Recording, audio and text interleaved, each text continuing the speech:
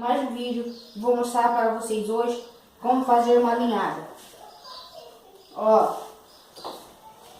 a maioria das minhas linhadas eu faço com linha de pedreiro. Por quê? Porque a linha de pedreiro eu acho ela mais resistente e você não vai precisar ficar gastando sua linha de pesca com linhada. Ó, é muito grosso mesmo, ó. Dá pra vocês verem, né? Ela aguenta vários peixes, que nem traíra, piranha, esses peixes assim, corta a linha. Então, eu vou mostrar pra vocês que dá certo, ó.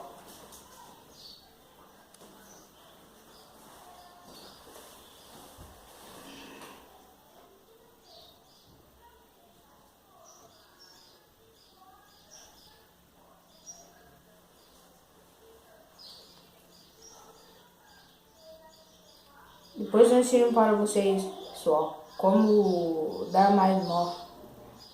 Que eu ensinei só um aí no canal, eu vou ensinar mais.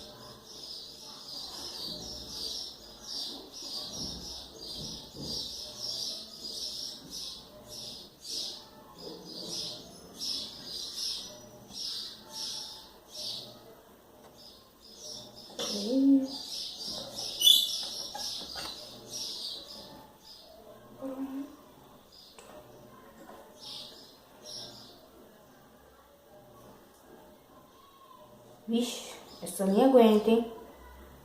Ruim é quando tem rosco. Vixe, quando tem rosco e prende essa linha, vai estourar, hein? De enroscamento tive que cortar. Não saía mesmo. Era um anzol assim, ó, grosso.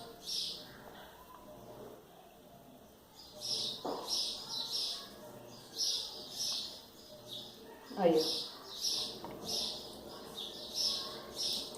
Se inscreva aí no canal e daqui a alguns dias estou aí com mais alguns vídeos.